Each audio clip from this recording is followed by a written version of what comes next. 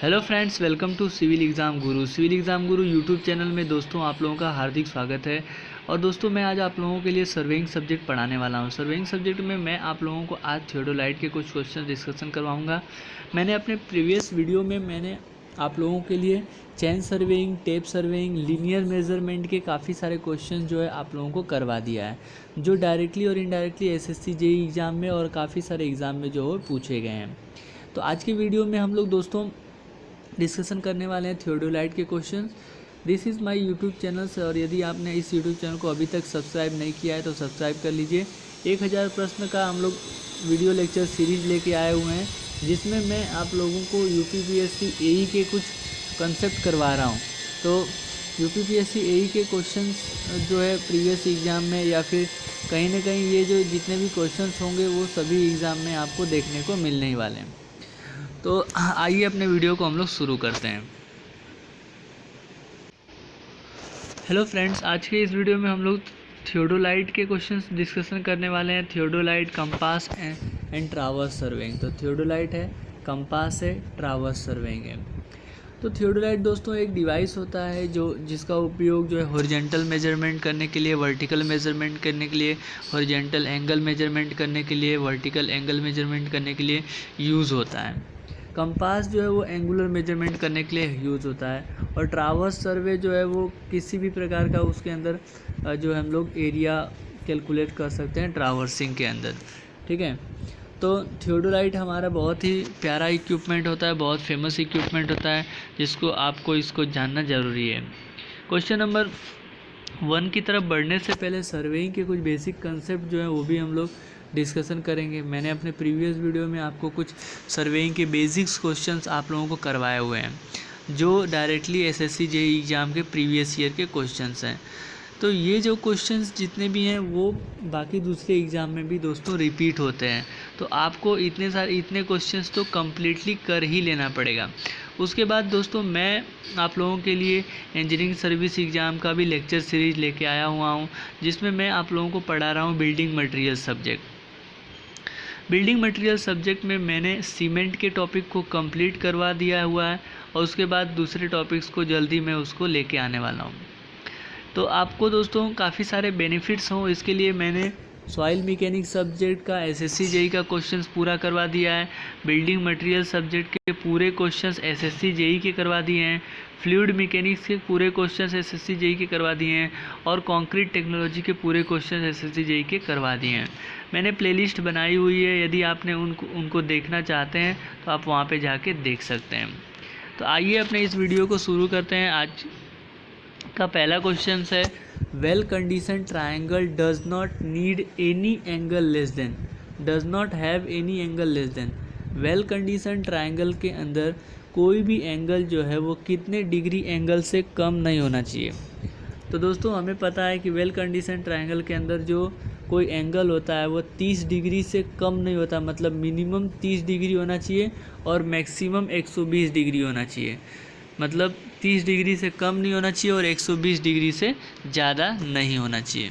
Next, in traverse survey closing error means, traverse survey के अंदर closing error का क्या मतलब है? The error in the closing of a traverse operation, actual distance by which traverse fail to close, the distance between starting and the end point of the open traverse, none of this. क्या हो सकता है दोस्तों? तो traverse सर्वे में closing error का मतलब ये होता है कि जैसे आपने दोस्तों ट्रावर्स बनाना स्टार्ट किया है, एक यहाँ पे ट्रावर्स ए है, दूसरा ये बी है, फिर बी से आपने सी बनाया, सी से आपने डी बनाया, ठीक है, डी से आपने यहाँ पे बनाया ट्रावर्स, लेकिन ये जो है डी जो है ट्रावर्स यहाँ पे ए पे ना मिलके वो थोड़ा सा उसके बीच में एरर आ गया, ठीक है।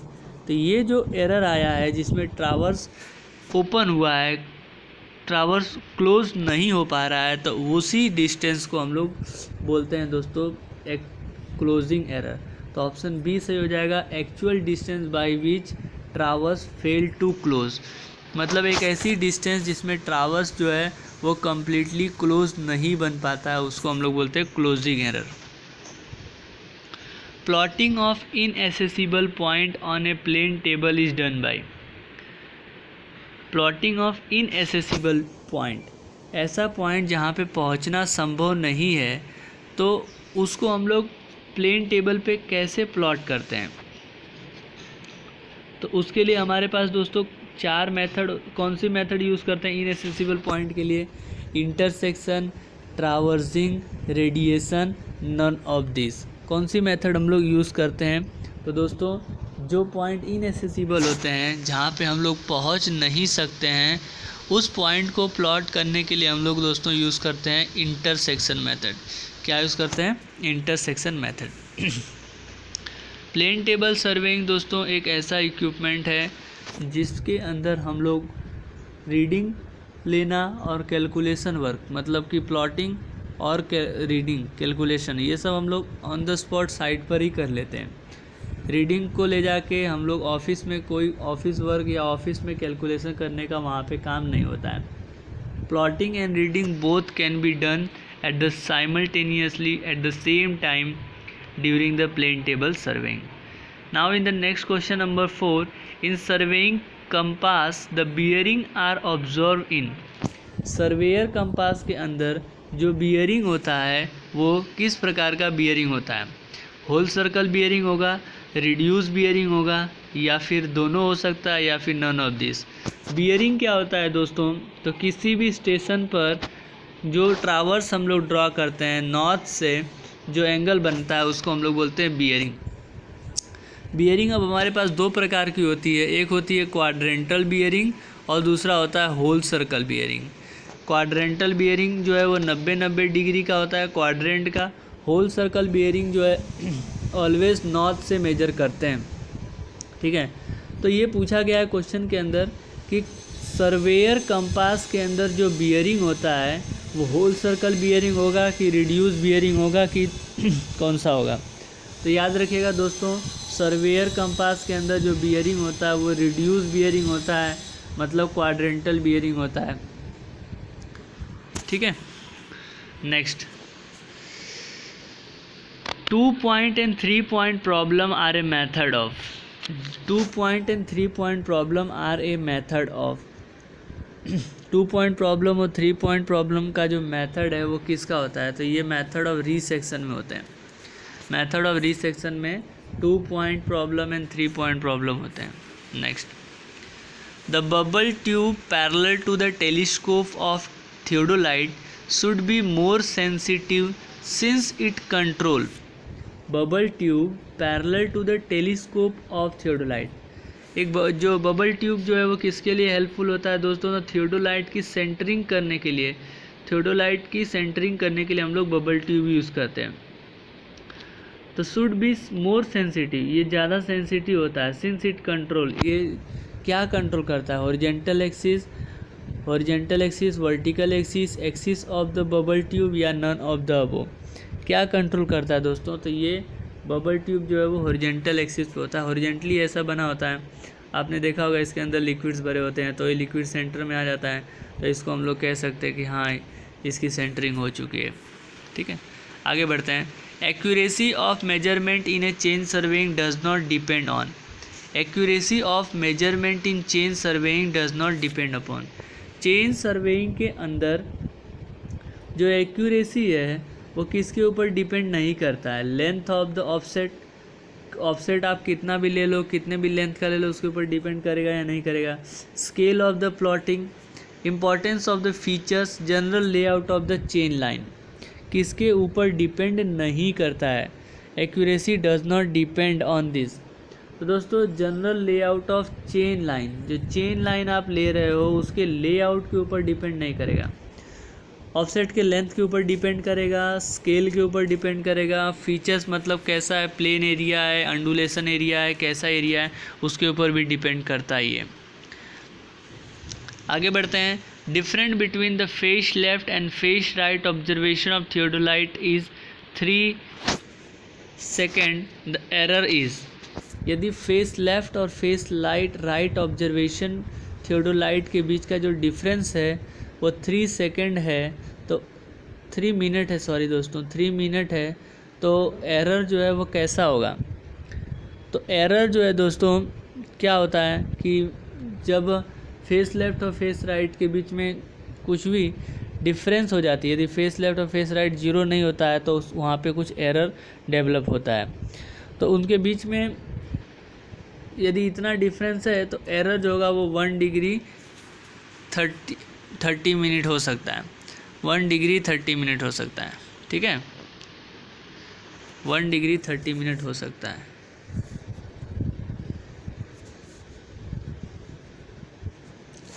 नेक्स्ट दोस्तों आगे की तरफ बढ़ते हैं।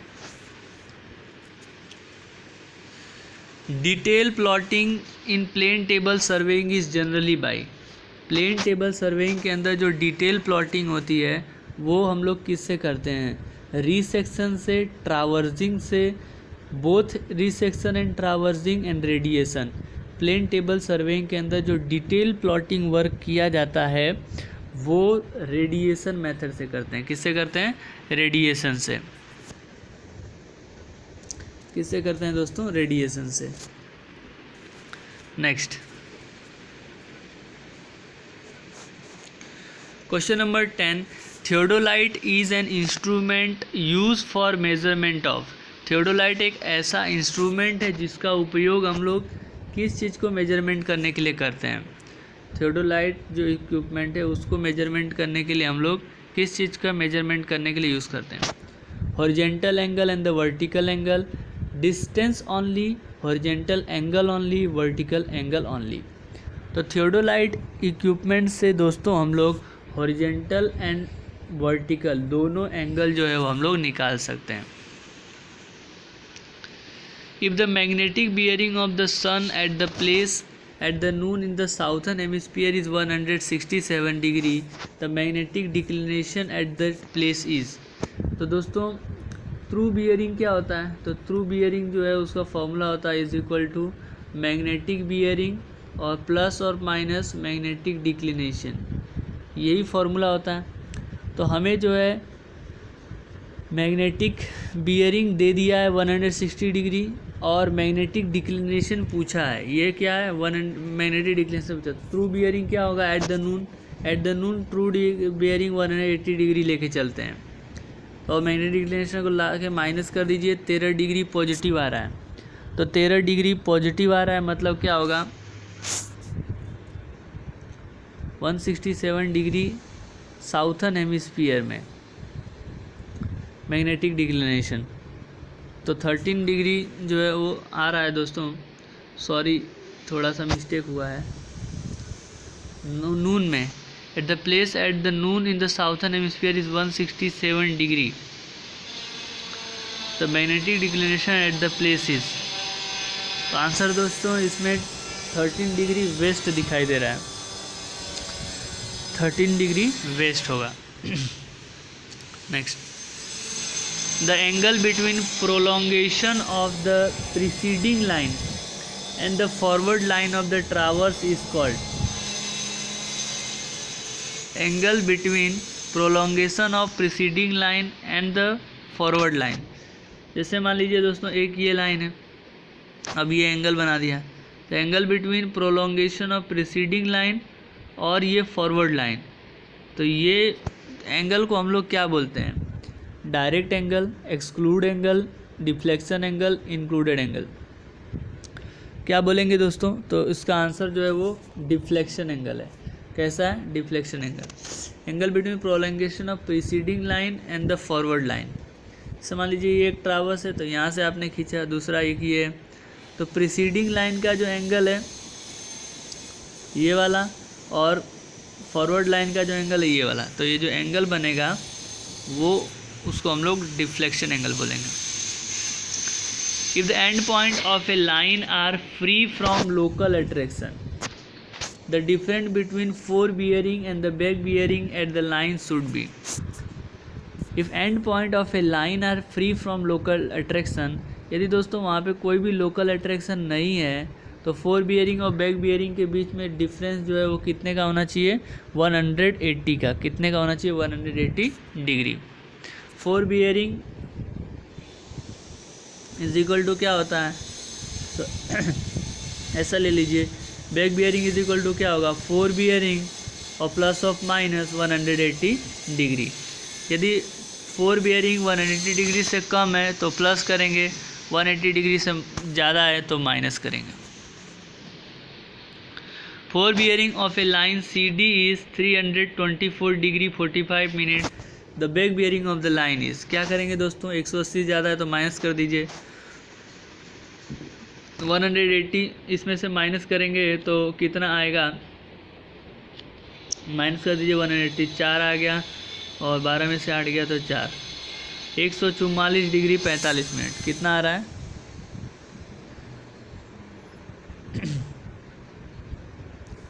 कितना आ रहा है दोस्तों, 144 डिग्री 45 मिनट। ऑप्शन ए जो है वो बिल्कुल सही हो जाएगा। आगे, principle of working of A optical square is based on.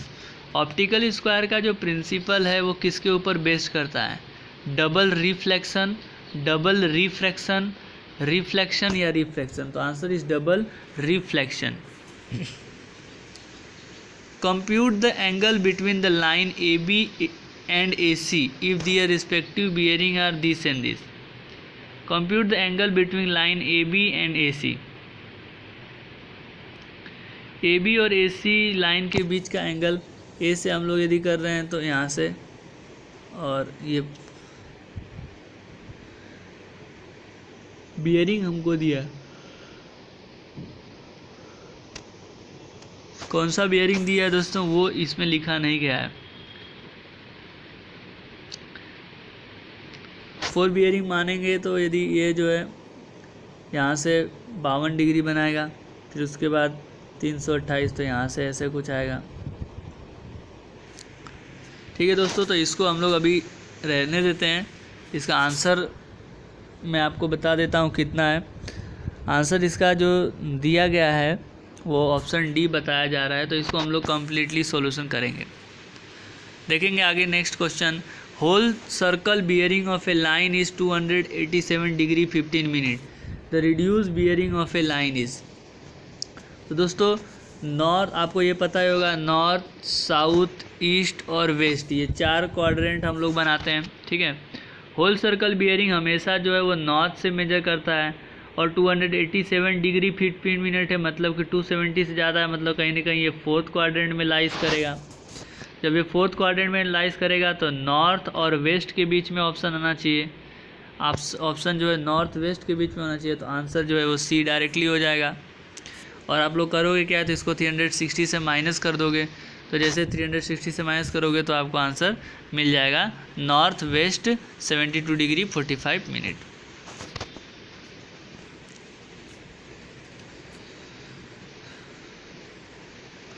Question number 18 की बात करते हैं। Fore bearing of a line A B and B C are 45 degree and 20 respectively, the included angle between A B and B C is. Fore bearing, एक A B line है, इसका four bearing अपने को 40 दिया है। ठीक है, ए हो गया, ये बी हो गया, और बी सी का जो दिया है वो हमें 120 दिया है, ये सी हो गया। तो ये एंगल निकालना है दोस्तों, इंक्लूडेड एंगल। तो इंक्लूडेड एंगल निकालने के लिए आपको करना क्या है, तो दोस्तों ये 120 हुआ तो ये 60 हो जाएगा सीधा। ठीक है, ये 120 हुआ तो ये 60 हो जाएगा सीधा। उसके बाद जब ये 40 है तो ये डायरेक्टली 40 हो जाएगा, तो इंक्लूडेड एंगल दोनों को प्लस कर दो, 40 + 60 कितना होगा, 100। उम्मीद करता हूँ समझ में आ रहा होगा दोस्तों। तो आंसर इसका जो होगा option D 100। If the sum of the northing of a traverse exceed the sum of the southing by 1 metre and sum of the easting of the exceed the sum of the wasting by 1 meter, the resultant closing error and its true bearing are respectively। Sum of the northing, ये 1 metre है और ये 1 metre है, तो इसका under root ले लीजिए, 1 square plus 2, तो √2 आएगा आंसर। तो ऑप्शन ए जो है वो सही हो जाएगा। क्या होगा दोस्तों, ऑप्शन ए जो है वो सही हो जाएगा। Next, if the closed traverse the sum of the north latitude is more than the sum of the south latitude। closed traverse के अंदर sum of the north latitude is more than the sum of the south latitude, and also the sum of the west departure is more than the sum of the east departure. The bearing of a closing line is in the closing line का जो bearing है वो किस में होगा, तो south east quadrant, north east quadrant, north west quadrant या फिर south west quadrant. The bearing of the closing line, closing line का जो बियरिंग होगा दोस्तों वो हमारा लाइज करेगा नॉर्थ वेस्ट क्वाड्रेंट में. Question number 21. Angle between the true meridian and magnetic meridian at the time of the observation is called. इसको बोलते हैं दोस्तों मैग्नेटिक डिक्लिनेशन. क्या बोलेंगे, मैग्नेटिक डिक्लिनेशन.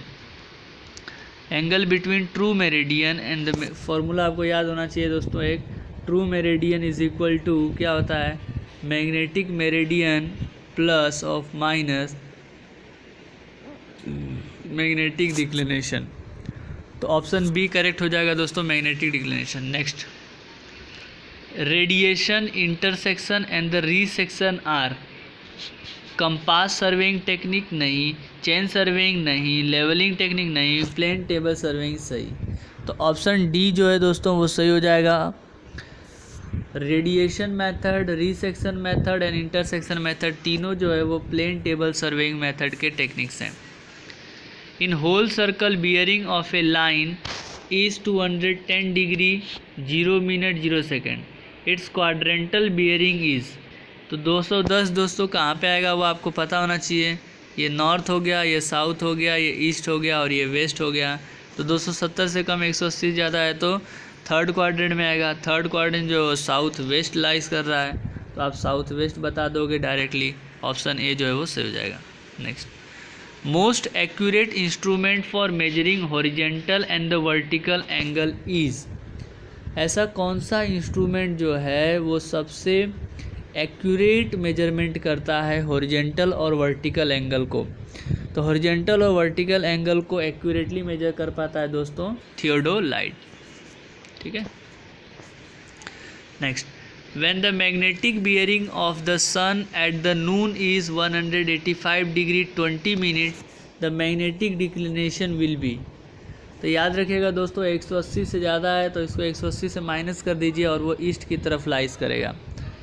180 से ज़्यादा है तो प्लस, 180 से कम होगा तो माइनस, 180 से ज़्यादा होगा तो पॉजिटिव लेंगे मतलब ईस्ट की तरफ और उससे कम होगा तो माइनस लेंगे मतलब वेस्ट की तरफ. तो इसका दोस्तों हम लोग 180 इसमें से माइनस करेंगे तो जैसे आप 180 माइनस करते हो तो क्या आता है 5 डिग्री 20 मिनट, 5 डिग्री 20 मिनट आता है. Magnetic bearing of the sun at the noon is. Okay दोस्तों 180 यहाँ पे रखेंगे और इधर 185 डिग्री 20 मिनट रखेंगे. ठीक है. और plus of minus magnetic declination. तो इधर माइनस में आ रहा है तो आंसर जो है वो वेस्ट में आएगा. सॉरी, आंसर जो है वो किस में आएगा, वेस्ट में आएगा. माइनस में आएगा तो वेस्ट लेते हैं, प्लस में आता है तो ईस्ट लेते हैं. माइनस में आता है तो प्लस वेस्ट की तरफ होता है और प्लस में आता है तो दोस्तों किस में होता है, ईस्ट की तरफ होता है. ठीक है. तो आगे बढ़ते हैं. Question number 26. The correction for the sag is. Sag correction always subtractive होता है दोस्तों. सैग करेक्शन ऑलवेज कैसा होता है, सब्ट्रैक्टिव होता है. In quadrantal bearing system the whole circle bearing of 239 degree 30 minute can be express as. फिर से आपको ट्रावर्स बनाना है, बियरिंग बनाना है नॉर्थ साउथ ईस्ट और वेस्ट. और आप देख पा रहे हो ये 293 है तो मतलब 270 से ज़्यादा है तो किस में लाइज करेगा, नॉर्थ और वेस्ट में. तो नॉर्थ वेस्ट में अभी 2 लाइज कर रहे हैं और ये 360 से माइनस करोगे तो कितना आएगा, तो north west 66 degree 30 minute. Question number 28. When 2 point of the surveying are mutually intervisible the following method of the ranging is adopted. यदि सर्वेइंग के अंदर 2 पॉइंट म्यूचुअली इनविजिबल हैं, म्यूचुअली इनविजिबल है मतलब उसको हम लोग देख नहीं पा रहे हैं, तो रेंजिंग कौन सा रेंजिंग मेथड अडॉप्ट करोगे आप. डायरेक्ट रेंजिंग करोगे, इनडायरेक्ट रेंजिंग करोगे, हॉरिजेंटल रेंजिंग करोगे या वर्टिकल रेंजिंग करोगे. कौन सा रेंजिंग मेथड आप यूज़ करोगे। तो दोस्तों यदि हमारे पास इनविजिबल है, चीज़ें दिख नहीं रही हैं, जब चीज़ें दिखेगी नहीं तो हम लोग क्या करेंगे, इनडायरेक्ट रेंजिंग करेंगे। क्या करेंगे, indirect ranging. Next, the sum of the interior angle of the close traverse is equal to, sum of interior angle of the close traverse, interior angle of the close tower is equal to 2n-4 into 90 degree, 2n-4 into 90 degree. Next question, if the forebearing of a line is observed to be 12 degree 24 minute, the back bearing of the line is। तो दोस्तों हमने अभी आपको बताया था formula, क्या बताया था, back bearing is equal to fore bearing plus of minus 180, यही बताया था। और एक और चीज़ बताया था कि यदि फोर बियरिंग जो है 180 से कम है तो प्लस करेंगे और 180 से ज़्यादा होता तो माइनस करते। तो यहाँ पे दोस्तों 180 से कम है तो क्या करोगे, 180 में से इसको प्लस कर दोगे तो आंसर आ जाएगा 192 degree 24 minute. The direction of the line relative to a given meridian is known as, the direction of a line relative to the given meridian, मतलब कोई भी मेरिडियन है, जैसे मान लीजिए दोस्तों ये वाली बियरिंग को हम लोग थ्रू बियरिंग बोल रहे हैं। अब थ्रू बियरिंग के अनुसार जो आपका मेरिडियन है जो थ्रू बियरिंग नहीं हो और वो एक ऐसा जिसको हम लोग टेम्प्रोरी बियरिंग लेते हैं, उसको हम लोग बोलते हैं मैग्नेटिक बियरिंग, मैग्नेटिक मेरिडियन, ठीक है। तो direction of a line related to the given meridian, जो मेरिडियन दिया है उसके रिलेटिव में यदि कोई मेरिडियन है तो उस मेरिडियन को हम लोग दोस्तों क्या बोलेंगे, बियरिंग बोलेंगे। क्या बोलेंगे, bearing of a line. In a theodolite the line of collimation is, theodolite के अंदर लाइन ऑफ कॉलिमेशन क्या बताता है, parallel to the axis of plate, क्या वो प्लेट के एक्सिस के पैरेलल होता है, parallel to the vertical, parallel to the vertical axis, perpendicular to the trunnion axis, parallel to the horizontal axis. In theodolite the line of collimation is, theodolite के अंदर line of collimation जो है दोस्तों हमें ये बताता है कि जो लाइन ऑफ कॉलिमेशन होता है वो पैरेलल होता है किसके, हॉरिजॉन्टल एक्सिस के, ठीक है। कॉलिमेशन का जो लाइन है वो हॉरिजॉन्टल एक्सिस के पैरेलल होता है।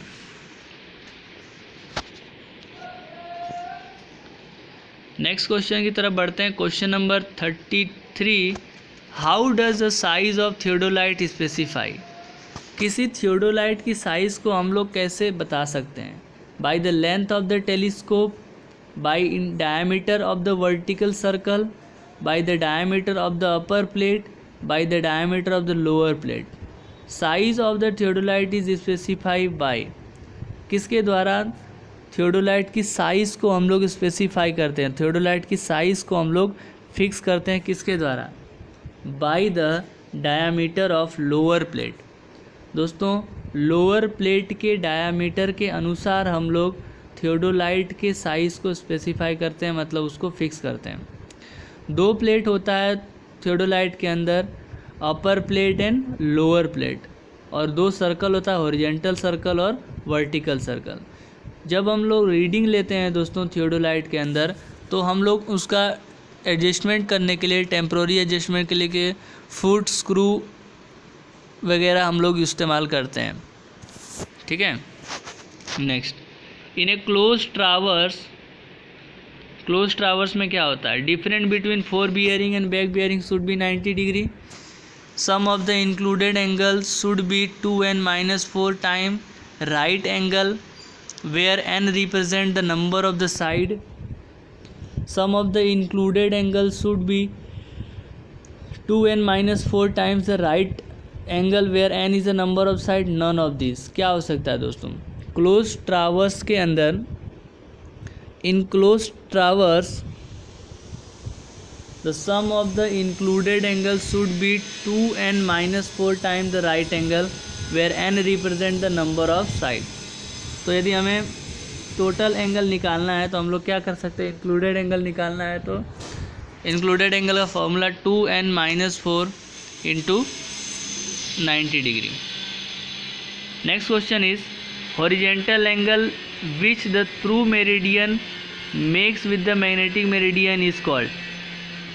The horizontal angle which the true meridian makes with magnetic meridian is called. एक ऐसा हॉरिजेंटल एंगल जो ट्रू मेरिडियन और मैग्नेटिक मेरिडियन के बीच में बनता है उसको हम लोग क्या बोलते हैं। तो उसको दोस्तों हम लोग बोलते हैं मैग्नेटिक डिक्लिनेशन। क्या बोलते हैं? Magnetic declination. तो आज के वीडियो में हम लोग दोस्तों यहीं पे समाप्त करते हैं। हम लोगों ने क्वेश्चन 35 तक इस वीडियो में डिस्कशन कर लिया हुआ है। आने वाले वीडियो में आगे के क्वेश्चंस हम लोग डिस्कशन करेंगे। उम्मीद कर रहा हूँ दोस्तों आप अपनी तैयारी घर पे बैठ के काफ़ी अच्छे तरीके से कर रहे होंगे। चाहे आप किसी भी एग्ज़ाम की तैयारी कर रहे हो, रेगुलरिटी बहुत इम्पॉर्टेंट है। यदि आप पर डे लेक्चर देख रहे हो, पर डे स्टडी कर रहे हो, तो कोई भी ऐसा लक्ष्य नहीं है जिसको आप प्राप्त ना कर सको। आप अपने एग्ज़ाम को टारगेट करके स्टडी कीजिए। हर दिन अपना टाइम टेबल बना के पढ़ाई कीजिए। एग्ज़ाम के डेट के अनुसार, एग्ज़ाम के सिलेबस के अनुसार, डेट यदि नहीं आया हो तो सिलेबस जो भी है एग्ज़ाम का उसको प्रॉपर देख लीजिए। उसके बाद जो है पहले आप थ्योरी करिए, उसके बाद जो है उसके बेस्ड न्यूमेरिकल करिए। तो इसी तरीके से दोस्तों कुछ कंसेप्ट को और भी हम लोग डिस्कशन करेंगे। जैसे आज के वीडियो में हम लोगों ने क्वेश्चंस काफ़ी सारे डिस्कशन किए regarding theodolite, plane table surveying, ठीक है। तो उस तरीके से आपको चीज़ें समझ में आ रही होंगी। और पढ़ने का सबसे अच्छा तरीका होता है क्वेश्चंस लगाना। आप जितना अधिक से अधिक क्वेश्चंस लगा पाओ उतना लगाइए। अलग अलग बुक में क्वेश्चन दिए हुए हैं, चाहे आप मेड इजी के इंजीनियरिंग सर्विस एग्ज़ाम के प्रीवियस ईयर क्वेश्चन को लगाइए, चाहे एसएससी जेई के मेड इजी के प्रीवियस ईयर क्वेश्चंस लगाइए, ठीक है। काफ़ी सारे ऑब्जेक्टिव्स बुक्स हैं, गुप्ता एंड गुप्ता है, आरएस खुरमी है।